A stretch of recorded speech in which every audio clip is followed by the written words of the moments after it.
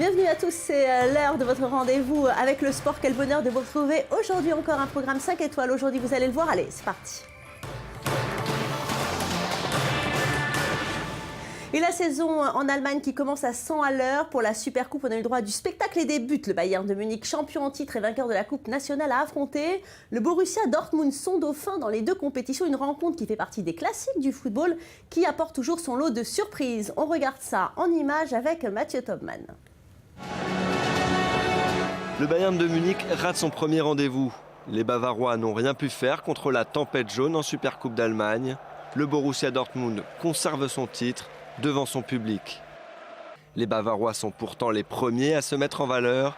Shaqiri se débarrasse parfaitement de son défenseur.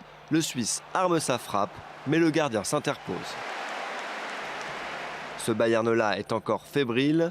Preuve en est cette passe en retrait mal assurée de Javi Martinez qui, sans la vigilance de son gardien, aurait pu se transformer en but contre son camp.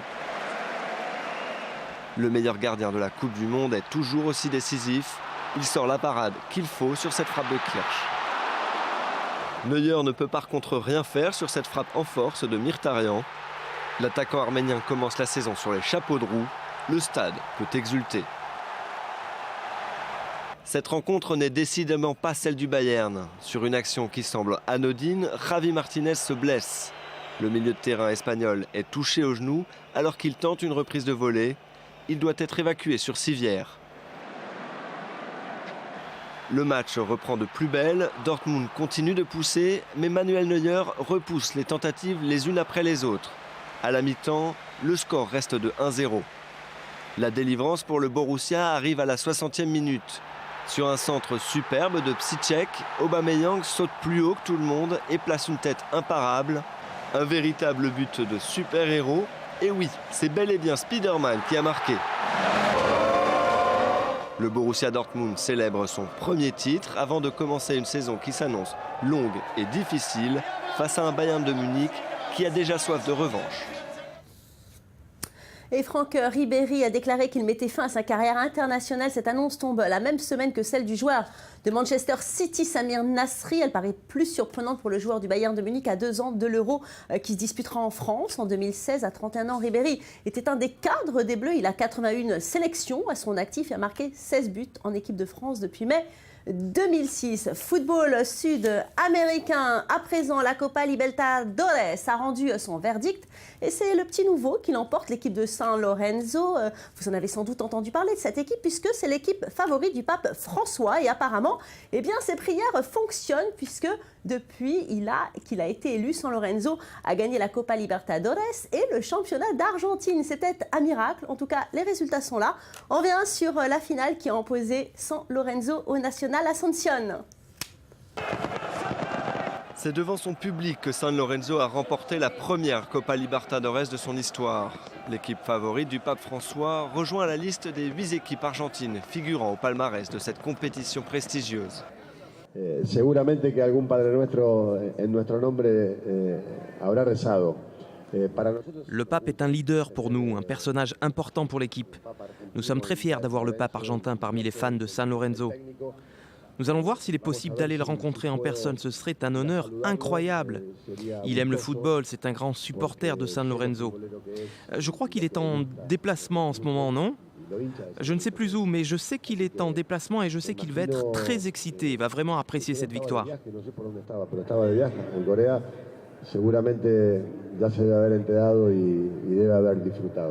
À Buenos Aires, l'ambiance est électrique. Après le match nul 1-1 obtenu au Paraguay contre le Nacional Asunción, les supporters sont survoltés et veulent y croire. Il faut avoir le cœur bien accroché pour les Argentins. Dès la première minute, les Paraguayens se montrent très dangereux. Au terme d'un contre supersonique, Derlis Orue voit sa frappe échouer sur le poteau. La chance du Nacional est passée. Toujours en première mi-temps, l'arbitre accorde un pénalty pour une main dans la surface. Malgré les protestations des joueurs, on voit clairement sur le ralenti que l'homme en noir a pris la bonne décision. Son bras est décollé du corps et l'action empêche une occasion de but. Nestor Ortigosa prend ses responsabilités. Son tir prend le gardien à contre-pied. 1-0 pour San Lorenzo. Les fans sont en transe. Nous avons demandé à tout le monde de nous aider, tous les saints. Ils veillaient tous sur nous pour nous ramener la Copa Libertadores. Ils ont entendu nos prières. 1000 fois merci mon Dieu pour cet accomplissement. Le score en reste là. L'arbitre siffle la fin de la rencontre au terme de 5 minutes d'arrêt de jeu. Le stade peut enfin exploser. J'ai attendu cette victoire pendant 50 ans. Quel moment! C'est la meilleure sensation que je n'ai jamais ressentie. Nous sommes enfin le plus grand des champions. J'ai attendu ça toute ma vie. La nuit a été longue à Buenos Aires. Les joueurs ont pu faire la fête et communier avec leur public avant de s'envoler la semaine prochaine pour Rome afin de rencontrer le pape pour lui montrer la coupe. Et à la suite de la rencontre de Copa Libertadores, le nouveau président de la CONMEBOL, la Fédération américaine de football, a fait sa première apparition au public. Il souhaite continuer à mettre en avant le football latino-américain afin de lui rendre son aura d'antan. Et cela passe évidemment par plus de médiatisation de cette Copa Libertadores. On l'écoute. Je vais continuer à travailler dur pour avoir une fantastique Copa Libertadores. Nous allons construire ce grand tournoi, un tournoi dont le niveau se classe parmi les plus élevés du monde. Je sais que nous allons devoir changer les mentalités de quelques-uns et nous n'y sommes pas encore. Mais nous travaillons dur pour ça, nous poursuivons cet effort, nous travaillons avec la FIFA et je crois que cela fonctionne très bien. Et cette année, la Coupe du monde de rugby féminin s'est déroulée en France. Le premier mondial dames, organisé dans l'Hexagone, a suscité un engouement inespéré pour une compétition amateur de sport collectif féminin. Avec des audiences inattendues, les stades remplis à ras-bord, les Françaises ne sont pas en finale, mais elles ont réussi un pari fou, celui de populariser un sport trop souvent macho. Regardez le reportage de Samuel Calvo. L'air de Paris ne leur a pas convenu. Chez elles, au stade Jean-Bouin, les rugbywomen françaises rêvaient pourtant d'une qualification historique en finale de la Coupe du monde de rugby. Le sort en a malheureusement décidé autrement face à une belle sélection du Canada. C'est donc fini pour les Françaises qui disputeront quand même la petite finale. Les Canadiennes ont été difficiles à dompter. Pourtant, les tricolores ont sans cesse avancé, excepté en mêlée fermée. Elles ont réussi à étouffer les velléités des joueuses d'outre-Atlantique. Une telle élimination va laisser des regrets à la France, pays hôte de cette 7e édition du tournoi. Sandrine Agricole notamment, qui a loupé une transformation cruciale à 2 minutes du terme de la rencontre à la 78e minute. Si la défaite in extremis est amère, les Françaises ont remporté une victoire. Celle de la popularité du rugby féminin avec des audiences télévisuelles records pour leur match. Dimanche 17 août, toujours à Jean-Bouin, les Canadiennes participeront à leur première finale de Coupe du Monde. Elles affronteront l'Angleterre, seule nation européenne à avoir jusque-là remporté le tournoi en 1994. Alors vous venez de le voir, le Canada va affronter l'Angleterre en finale de ce mondial de rugby féminin. Les Anglaises sont des habituées du podium dans cette compétition, mais ont trop souvent chuté face à une équipe de Nouvelle-Zélande reine de ce tournoi. Cette année, une chose est sûre, le surprenant Haka ne va pas effrayer les Anglaises car l'équipe de Nouvelle-Zélande n'a pas passé les phases de poule. Samuel Calvo. Les Anglaises se sont qualifiées pour la finale de la Coupe du monde de rugby en s'imposant sur un score net et sans bavure de 40-7. Face à des Irlandaises pourtant tenaces depuis le début de la compétition, elles n'ont fait qu'une bouchée de leurs adversaires. Plus puissantes, plus appliquées, mieux organisées, les joueuses de la Rose ont dominé une équipe d'Irlande en perte de contrôle. Les Anglaises, championnes du monde en 1994, n'ont manqué qu'une finale depuis les débuts de la Coupe du monde féminine en 1991 et restent sur 3 finales perdues face à la Nouvelle-Zélande.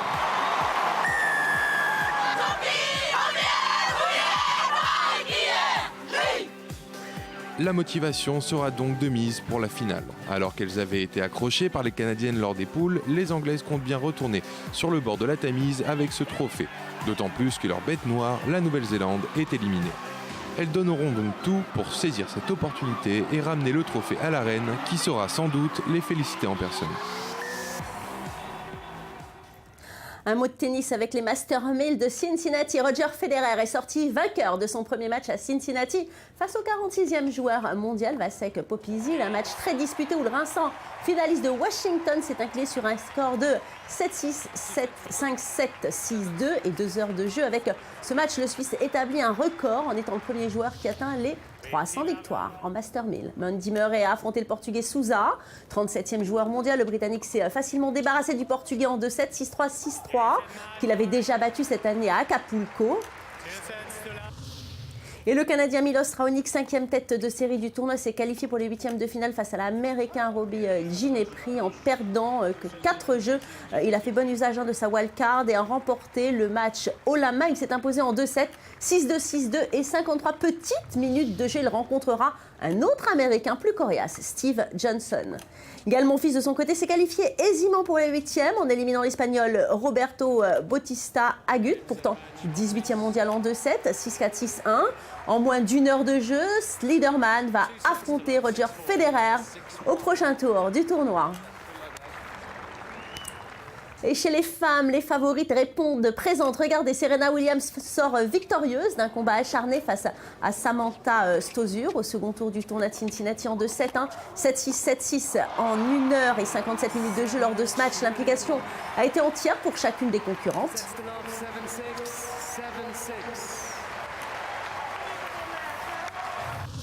Et la récente lauréate de Montréal, Agnieszka Radwanska, 4e tête de série, est facilement venue à bout de la japonaise Kuru Minara, 34e joueuse mondiale sur le score de 6-2, 6-2. Elle rejoint ainsi les 8e de finale.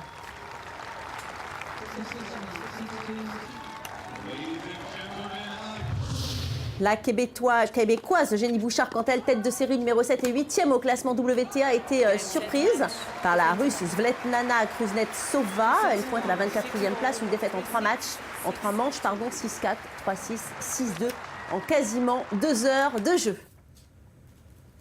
Un mot de golf. Tiger Woods a annoncé qu'il renonçait à participer à la Ryder Cup du 23 au 28 septembre prochain. Il fera son retour à la compétition en décembre. Le champion de golf souffre toujours du dos. L'ancien numéro 1 mondial essaye toujours de relancer sa carrière, pour le moment sans succès.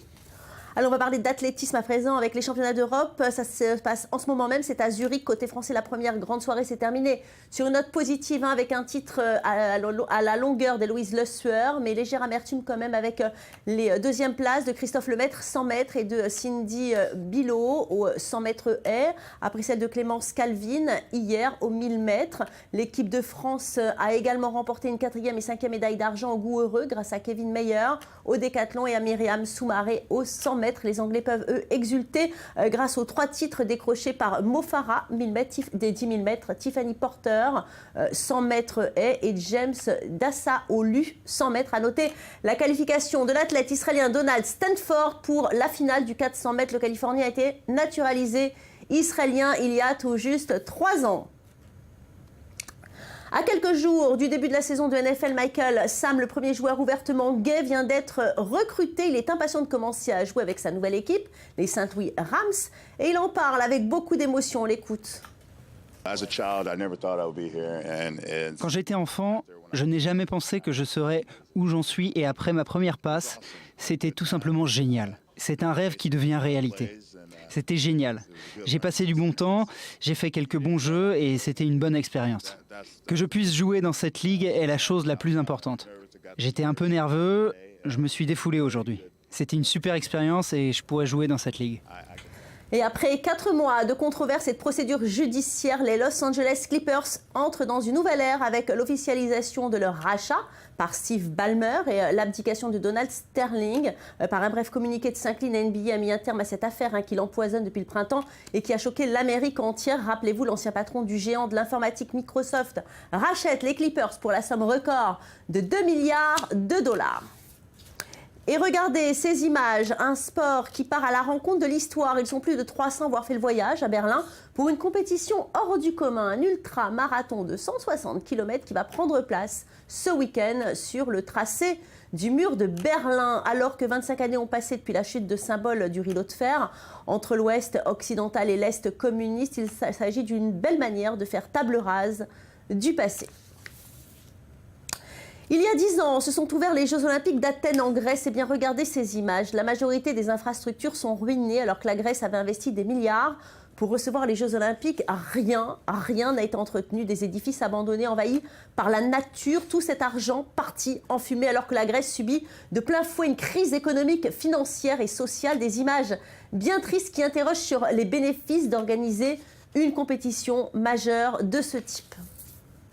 Et regardez à présent ces magnifiques images, c'est de la planche à voile et ça se passe en Espagne. Le PWA World Tour 2014 a fait escale aux îles Canaries à Tenerife en Espagne pour la deuxième manche de windsurf vague. Chez les hommes, c'est Philippe Koster qui s'adjuge ce rendez-vous de la saison. Le Français Thomas Traversa réalise une bonne semaine de compétition en se plaçant juste derrière l'Allemand. Deida Moreno se place en pole position dans l'épreuve féminine en battant sa sœur Ibala. Et bien voilà, c'est tout pour aujourd'hui. J'espère que vous avez pris autant de plaisir à regarder cette émission que moi j'en ai eu à la présenter. On se retrouve demain pour de nouvelles aventures sportives. Restez avec nous car l'info continue sur i24 News.